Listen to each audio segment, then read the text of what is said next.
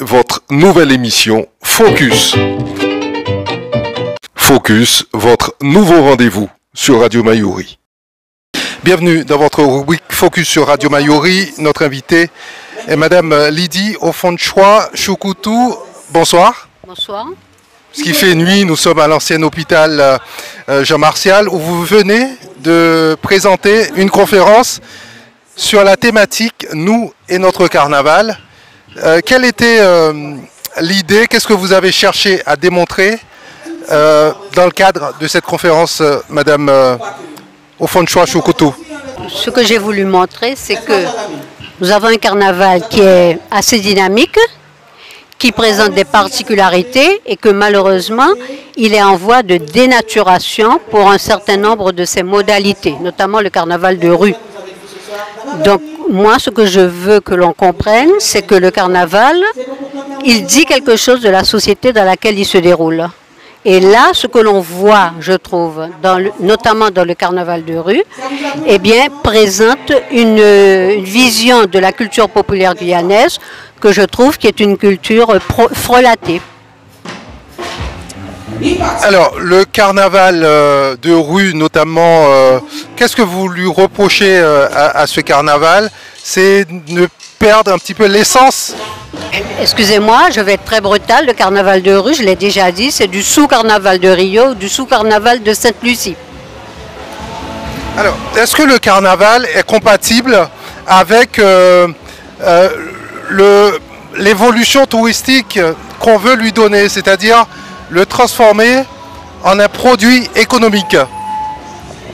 Personnellement, je suis opposée à cela, pour une seule raison.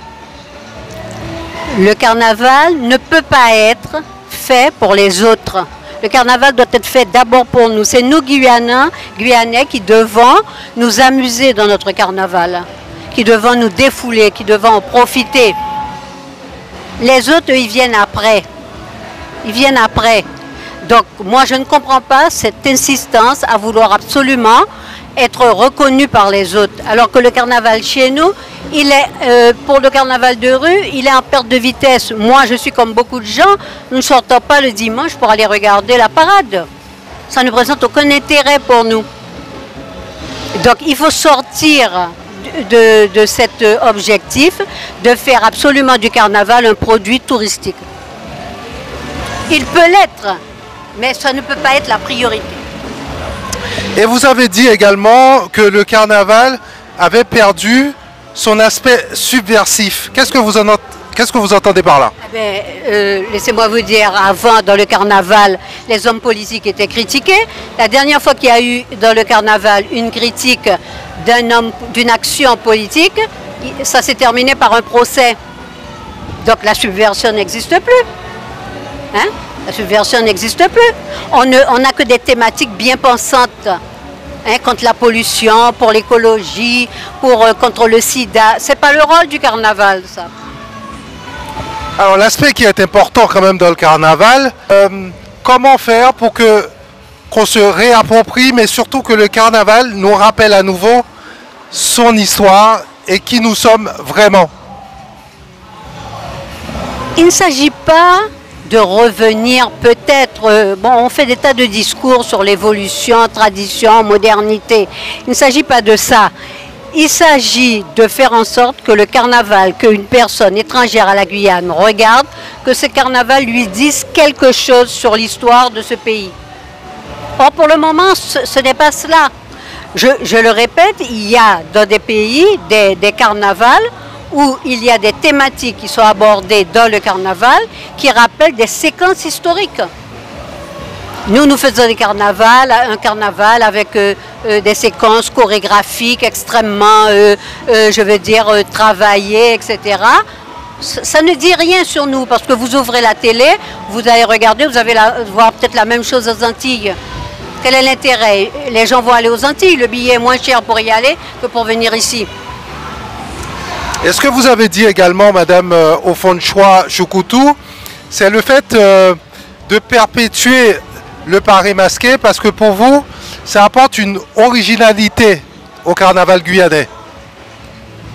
Mais le bal paré masqué, est constitutif de la Guyane. Je ne connais pas d'endroit où ça existe. Et le bal paré masqué dit quelque chose de la nature des relations entre les hommes et les femmes dans cette société.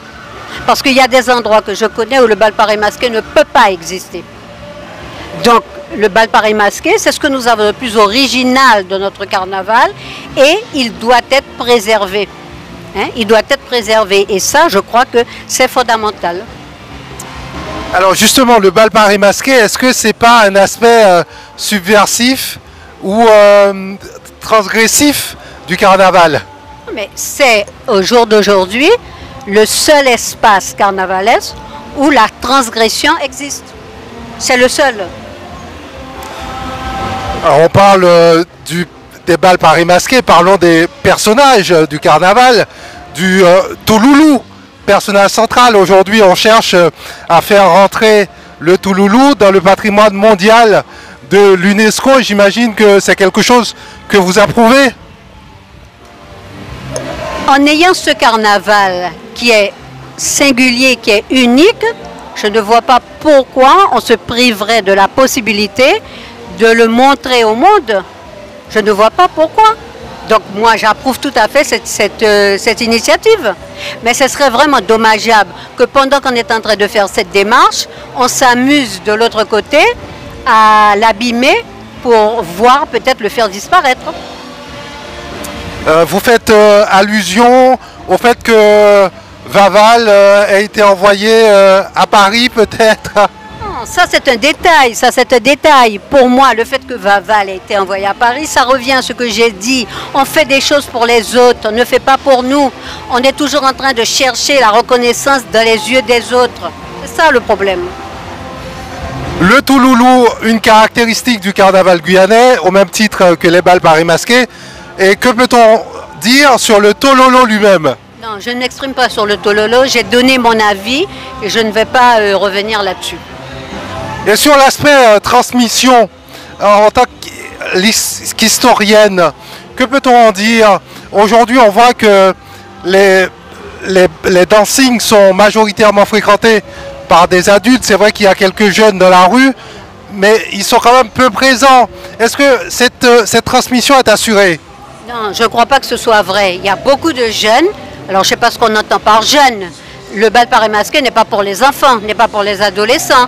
Il y a beaucoup de jeunes personnes qui vont au bal paré masqué, des jeunes hommes et des jeunes femmes. Donc, de ce point de vue-là, le carnaval fonctionne très bien. Et j'aimerais que l'on parle de la guyanité élargie.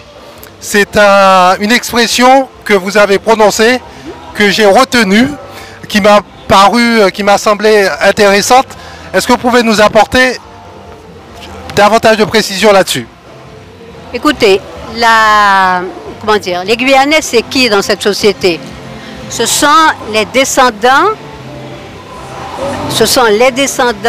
des esclaves, bien, qui sont libérés en 1848. Ce sont les Amérindiens que le colon a trouvés sur place. Et bien évidemment, ce sont les Bushinengue qui sont venus au XVIIIe siècle. Lorsque je parle de guyanité élargie, le carnaval ne fait pas partie de la culture ni des Amérindiens ni des Bushinengue. Et aujourd'hui, on voit qu'ils participent au carnaval à des titres différents, dans des modalités particulières. Donc, moi, je considère que oui, la guyanité ne se résume pas aux populations du littoral dites créoles, et de même que la Guyane ne se résume pas à Cayenne. Nous nous approchons vers la fin de cet échange, mais on ne peut pas quand même passer sous silence les prémices du carnaval guyanais par rapport aux autres carnavals. Est-ce que vous pouvez nous rappeler les circonstances dans lesquelles le carnaval guyanais a été lancé? Non, le carnaval n'a pas... C'est pas comme ça qu'il faut regarder les choses. Le carnaval n'a pas été lancé. Le carnaval est lié directement à la religion catholique. Hein? Je rappelle que le carnaval prend fin le mercredi des Cendres et commence la période du carême. Bien. Donc, le carnaval tel que nous le connaissons aujourd'hui dans certains aspects, il n'a pas toujours été comme ça. Hein, il n'a pas toujours été comme ça. D'abord, les esclaves, par exemple, n'ont pas eu de carnaval, contrairement à ce qu'on croit. C'est les maîtres qui avaient des bals ou ce qu'on pourrait appeler des carnavals. Donc, le carnaval, oui, dans ce sens-là, le carnaval a évolué jusqu'à la configuration dans laquelle nous le voyons aujourd'hui. Mais ça se fait sur le temps long. Madame Ofonchwa Choucoutou, on ne peut pas parler de guyanité élargie sans évoquer l'aspect fédérateur du carnaval. Pour moi, c'est quelque part un peu lié, non? Alors, le carnaval n'a rien de fédérateur. Lorsque dans la parade, vous avez des Péruviens qui défilent, ils ne défilent pas en tant que Guyanais, ils défilent en tant que Péruviens. Lorsque, je ne sais pas quel autre groupe défile, ils défilent avec leur nationalité. Donc, il n'y a pas d'acte de fédération là. La toute dernière question, c'est l'avenir du carnaval. Bon, c'est vrai que vous êtes plutôt dans le passé par votre expertise, mais si vous deviez vous exprimer sur l'avenir de ce carnaval, comment le concevez-vous à moyen et long terme? Je ne conçois ce carnaval que réinscrit dans la Guyane et avant tout pour les Guyanais. Voilà. Cela, on l'a très bien compris. Merci beaucoup. Retrouvez votre nouvelle émission Focus. 30 minutes pour mieux comprendre l'actualité en Guyane et découvrir les acteurs de notre territoire. Focus, c'est du lundi au vendredi, première diffusion à 8h30, puis rediffusée à 13h10 et 19h10. Focus, votre nouveau rendez-vous sur Radio Mayuri.